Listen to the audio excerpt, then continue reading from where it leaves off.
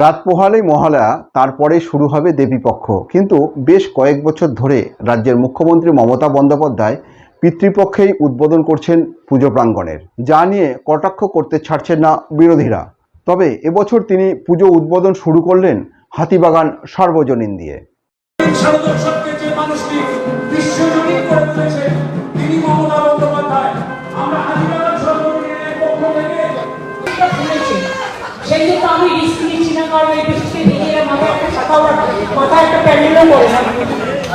আর আমাকে এখন 4-5 দিন কন্টিনিউয়াস করতে হবে প্রায় 2500 পুজো উদ্বোধন। আরো সুস্বাস্থ্যের জন্য অতি চুক্তি এদের সকলের জন্য এবং হাতিবাজারের জন্য আপনাদের সকলকে অনেক স্মারক শুভেচ্ছা জানাচ্ছি। কিন্তু অনুরোধ করবো বৃষ্টিতে ভিজবেন না, ভীষণ ইনফ্লুয়েঞ্জা হচ্ছে এবং এই বৃষ্টিতে ভিজলে কিন্তু পুজো কদিন এনজয় করতে পারবেন না। তাই সকলকে বলবো, আমিও চাই না বেশি কয়েক নিয়ে আপনাদের বৃষ্টিকে ভেজানো হোক। দেখছেন একদিকে দুর্যোগ, একদিকে দুর্ভোগ, তারপর মহালয়া মাতৃতর্পণ হবে। মাতৃতর্পণের আগে আমি পূজা মাতৃমূর্তি উদ্বোধন করি না, মহালয়ার দিন থেকে করি। আজকে আমি প্যান্ডেল উদ্বোধন হিসেবে এসেছি।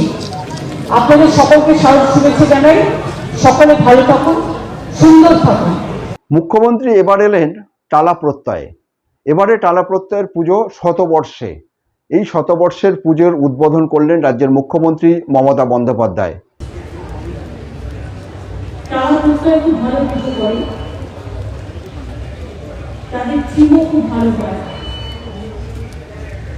এখানে আমার সাথে পুলিশ কমিশনার মনোজ কম আছে, বিশ্বশীরা আছেন, আমার সাথে মালা সারা তরুণ সাহা আছে, শ্রেয়া আছে, আমার সাথে বিশ্ব আছে, আমার সাথে দেবদীপ আছে, সৌম আছে, পীযুষ পান্ডে আছে, সহ এই প্রত্যয়ে তারা প্রত্যয়ে সকল ভাই বোনেরা আছেন। আমার ছোট্ট ছোট্ট বোনেরা যারা নৃত্যনাট্য করছিলেন ভিজে ভিজে তারা আছেন।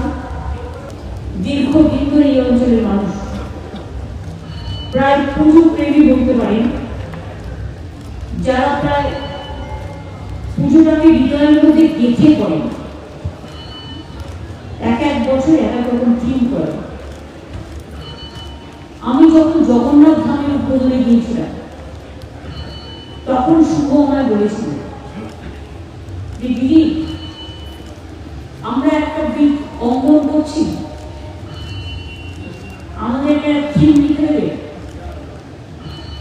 এমনিতেই আপনাদের আমি বলি, অরূপ চায় না যে ওদের থিমটা প্রথম থেকে আমি করি বলে আর ভালো থিম আমি করি।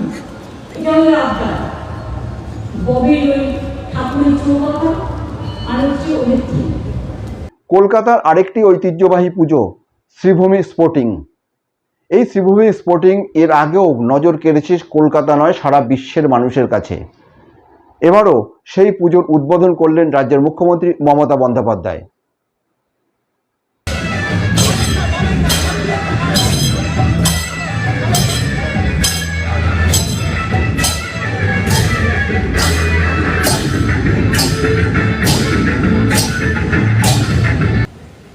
কালকে সকালবেলায় সুরের কি বলবো, সুর সঙ্গীত শোনা যাবে।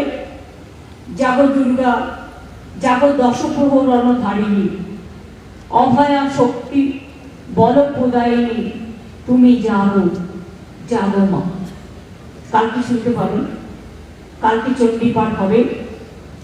এবং যতই চণ্ডীপাঠ এখন নতুন করে করোনা কেন জি, ওই সেই বীরেন্দ্র কৃষ্ণ ভদ্রের চণ্ডীপাঠ আজও আমরা মনে রাখি। ওটা ছোটবেলায় যেটা একবার শুনেছি, ওই কানে ঢুকে গেছে, আর বেরোয় না। সুতরাং কালকের মধ্যে দিয়ে উৎসব উৎসারিত আজকে সূচনা হচ্ছে। আর কালকে উৎসারিত হবে মায়ের উত্তরণ, আলোড়ন, পুজোয় পুজোয় জনপ্লাবন, পুজোয় পুজোয় পাবেন অনেক সৃজন, মানে সৃজন শক্তি। আমি সবাইকে স্মারক শুভেচ্ছা জানাচ্ছি। শরৎ আকাশের নীল গগনে মা এসেছেন দুর্গাঙ্গনে। পিতৃপক্ষের মধ্যেই মুখ্যমন্ত্রীর এই পুজো উদ্বোধনকে কটাক্ষ করতে ছাড়লেন না রাজ্যের বিরোধী দলনেতা শুভেন্দু অধিকারী। মমতা ব্যানার্জি হিন্দু বিরোধী, সবাই জানে। হিন্দু ধর্মকে গন্ধা ধর্ম বলেন, মহাকুম্ভকে মৃত্যুকুম্ভ বলেন, আরএসএস, বজরং দল, বিশ্ব হিন্দু পরিষদ, সনাতনী সংগঠনগুলোকে বলেন জঙ্গি, সন্ত্রাসবাদী। অতএব উনি যে হিন্দু বিরোধী, সনাতন বিরোধী, এটা সবাই জানে, নতুন করে কোনো কারণ নেই। পশ্চিমবাংলায় প্রকৃত হিন্দু যারা, তারা শাস্ত্র পঞ্জিকা মেনেই চলেন।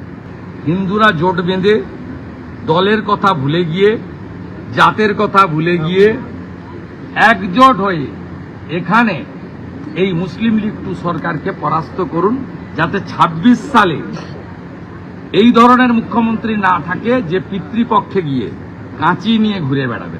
মুখ্যমন্ত্রীর এই পুজো উদ্বোধন ঘিরে যখন শুভেন্দু অধিকারী কটাক্ষ করছেন, ঠিক সে সময় পাল্টা দিতে ছাড়লেন না তৃণমূল নেতা কুণাল ঘোষ।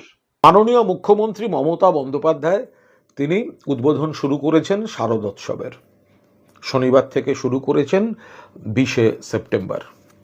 তো এখন বিরোধী দলনেতা একরাশ কুৎসা করেছেন। তিনি বলছেন দেবীপক্ষ পড়েনি, উদ্বোধন হচ্ছে, এ তো হিন্দু ধর্ম নয়, ইত্যাদি ইত্যাদি যেমন বলেন। অবান্তর কথা। একদম পরিষ্কার করে বলছি, মমতা বন্দ্যোপাধ্যায় যেটা উদ্বোধন করছেন সেটা হচ্ছে মণ্ডপ এবং উৎসব। তিনি কিন্তু পুজো উদ্বোধন করছেন না। পুজো উদ্বোধন কেউ চেষ্টা করেও করতে পারবেন না, কারণ পুজো উদ্বোধনটা হবে ষষ্ঠীতে বোধনের মাধ্যমে, অর্থাৎ পুজো উদ্বোধন সম্ভব নয়। মমতা বন্দ্যোপাধ্যায় মূলত মণ্ডপ উদ্বোধন করছেন। কেন মমতা বন্দ্যোপাধ্যায় মণ্ডপ উদ্বোধন করছেন এত আগে? তার কারণ তিনি, তার কাছেই তো এত আমন্ত্রণ উদ্বোধনের। এবছর 3000-এর বেশি পুজো তিনি উদ্বোধন করছেন। 3000।